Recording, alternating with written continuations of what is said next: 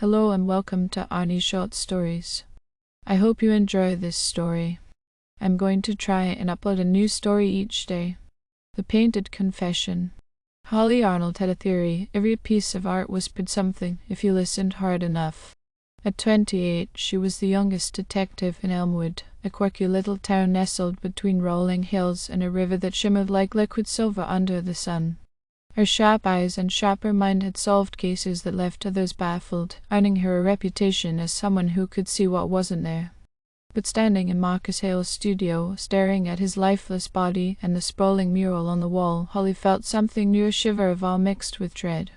The artist lay slumped over his easel, a palette knife buried in his chest, blood pooling on the wooden floor like spilled paint. Yet it wasn't the corpse that held her gaze. It was the mural. The painting was massive, stretching across the entire back wall of the cluttered studio. A landscape unfolded in vibrant strokes: emerald hills, a tranquil river, a sky awash in twilight purples and oranges. It was beautiful, almost too beautiful, as if Marcus had poured his soul into it. But Holly sensed an edge, a tension lurking beneath the serenity. The air smelled of turpentine and oil paints, thick and cloying, a reminder of the artist's relentless dedication.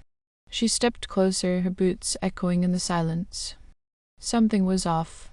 She couldn't place it yet, but her gut told her the mural was more than a masterpiece, it was a message. Officer Daniels, a lanky man with a perpetual frown, hovered nearby. Hale was a loner, he said, scratching his chin.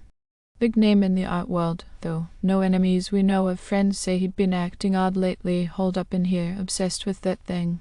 He nodded toward the mural. Holly tilted her head.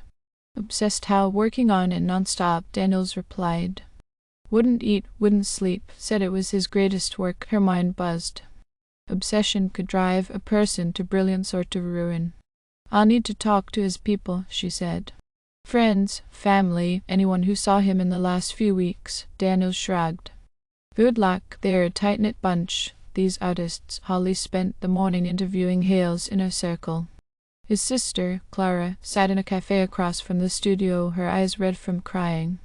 Marcus was distant lately, she said, twisting a napkin in her hands. We fought about money, our parents' estate, but he was my brother. I loved him. He just shut me out. Thomas Hale's best friend was next. A wiry man with a forced smile. He claimed Hale had been distracted, but offered little else. Then there was Alina, the ex-lover, who'd recently returned to Elmwood after years away. He called me a week ago, she admitted, her voice soft. Said he needed to tell me something, but he never did. Each conversation added a thread to the tapestry of Hale's life, yet none explained why he was dead or why the mural felt alive with secrets. Holly returned to the studio alone, the afternoon light casting long shadows across the floor. She stood before the painting, letting her eyes roam. That's when she saw a tiny symbol carved into the bark of a tree near the bottom, a circle with a cross inside. Earth, she thought, recognizing the alchemical sign from a college course she'd once taken. Her pulse quickened. Was this intentional? She scanned the mural again, more deliberately now.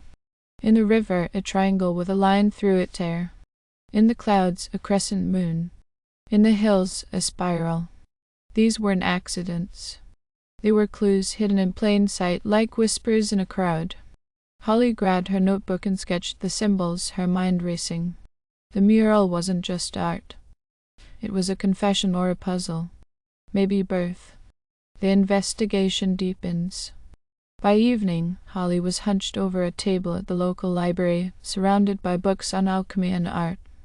The symbols aligned with the 4 classical elements: earth, air, water, fire. But why? She studied the mural's photos on her phone, zooming in on each section. That's when she noticed the figures subtle, almost invisible unless you knew to look. In the earthy hills, a woman resembling Clara tended a garden. In the airy sky, a man like Thomas flew a kite. In a watery river, Alina swam, her hair flowing like the current. And in the fiery sun, a shadowy silhouette loomed, faceless but ominous. Holly's breath hitched. These weren't random people. They were Hale's life, painted into his final work. But what did they mean? Were they suspects?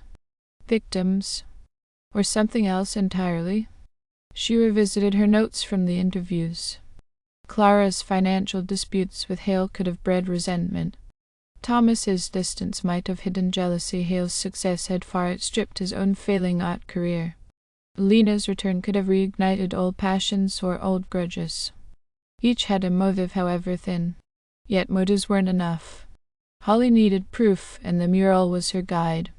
Back at the studio, she examined the riverbank closely.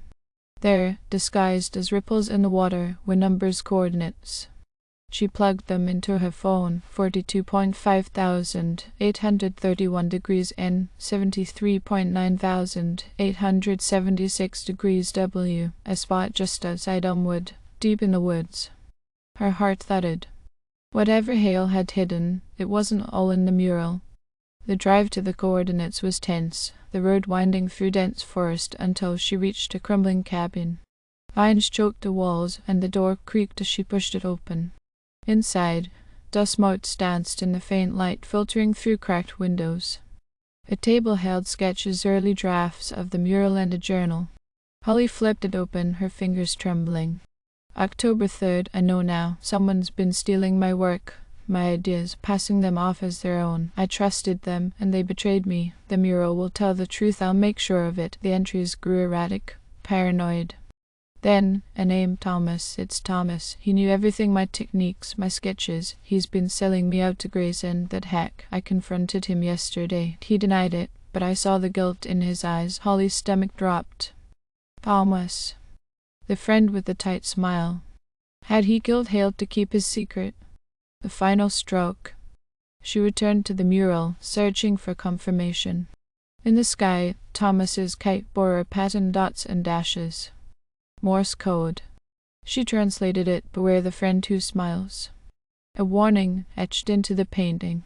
Hale had known he was in danger, and he'd left this for someone to find. Holly called Thomas to the studio, claiming she needed his input on Hale's funeral. He arrived, casual in a worn jacket, his grin faltering when he saw her standing by the mural. "Hey, Holly," he said. "What's this about?" She kept her tone light. "Marcus's mural, it's incredible, isn't it? Tells a story." Thomas shifted. "Yeah, he was a genius. Too bad he is gone. Too bad indeed," Holly said, stepping closer to the kite. "This part's interesting. Beware the friend who smiles. Sound familiar?" His jaw tightened. "What are you getting at?" Holly pulled out the journal, holding it up. "Marcus wrote about you, how you stole his ideas, sold them to Grayson. He was going to expose you. That's insane." Thomas snapped, but sweat beaded on his forehead. "He was losing it. Paranoid, was he?" Holly pressed. "Or did you kill him to shut him up?" Thomas lunged, aiming for the journal, but Holly sidestepped, drawing her gun in one fluid motion. "Don't," she said, voice steel. "It's over." He froze, then crumpled to the floor, sobbing. "It wasn't supposed to happen like that," we argued. "I pushed him, he fell, hit the easel. I panicked, grabbed the knife, made it look worse." Holly stared at him, disgust mingling with pity. "You didn't just kill him, you betrayed him first." As Daniels cuffed Thomas and led him away, Holly turned back to the mural. The peaceful landscape now seemed heavy with grief, a silent witness to Hale's final act. He'd confessed through his art, trusting it to speak when he could not, and Holly had listened.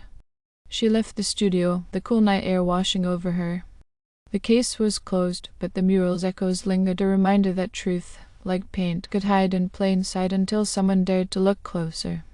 Thank you for listening. I hope you enjoyed this story. Please don't forget to like, and even better, like and subscribe. Thank you very much, and I hope you have had or have a great day.